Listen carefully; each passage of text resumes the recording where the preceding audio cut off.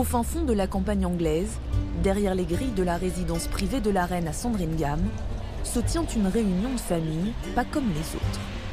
Autour de la table, les héritiers d'Élisabeth II convoqués par la monarque en personne. Un sommet royal pour faire en sorte que la couronne ne vacille pas après l'annonce mercredi dernier du couple de Sussex, Meghan et Harry, de se mettre en retrait de la monarchie. C'est une forme de réunion de travail en fait pour essayer de déterminer quels seront leurs futurs rôles à l'avenir, quelle place ils auront dans la famille royale, est-ce qu'ils en auront une ou pas du tout, de quelle manière leur train de vie sera financé et ensuite quelle sera leur participation aux événements royaux qui peuvent avoir lieu. Pendant des heures, Harry, entouré de son frère le prince William, de son père le prince Charles et épaulé au téléphone par son épouse Meghan actuellement au Canada avec leur fils, discute donc de son avenir avec sa grand-mère.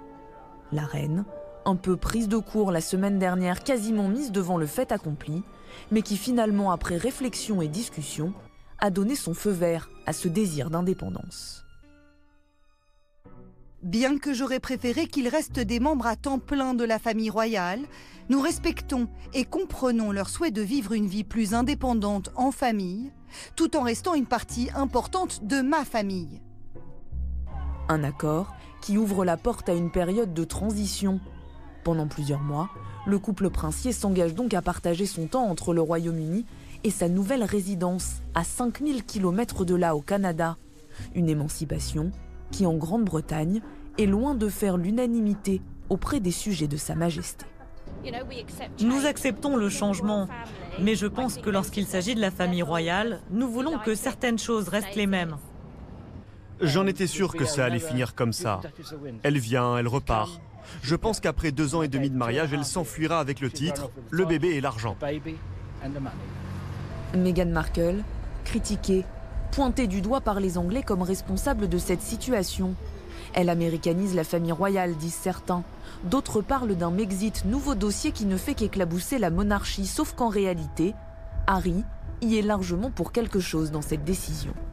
Harry, en fait, vraiment, dès le plus jeune âge, s'est montré un petit peu comme le fils de sa mère, indépendant d'esprit. Et il a commencé à se plaindre assez tôt, même en tant qu'adolescent, des contraintes que lui étaient imposées par la famille royale. Comme une réaction d'autodéfense de la part du jeune prince, Harry ne veut pas revivre le calvaire subi par sa mère, Lady Diana. L'une des raisons invoquées pour expliquer cette volonté de rupture avec la couronne serait là encore la pression constante des paparazzis, cette fois sur sa femme. On sait maintenant que pendant leurs fameuses vacances de 6 semaines, à la période de Noël, elle a dit « This doesn't work for me, ça ne marche pas pour moi, c'est terminé, je veux passer à autre chose ». Toutes les négociations qui vont suivre et qui ne sont pas encore entamées sont des négociations pour donner les moyens à la famille royale. Donc il n'y a pas eu de négociations financières là pour l'instant. Essentiellement financières. Car c'est bien toute la question. Une fois qu'ils auront déménagé, qu'ils n'auront plus d'obligations royales, que vont faire Harry et Meghan et surtout, comment vont-ils vivre? Avec quel argent?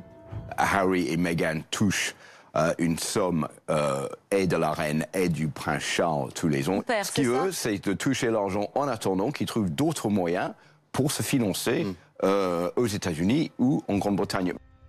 Loin de Buckingham, mais financièrement toujours dépendant des Windsor, avec les 2 à 4 millions d'euros attribués chaque année par le prince Charles à son fils, ce qui représente 95% des revenus du couple.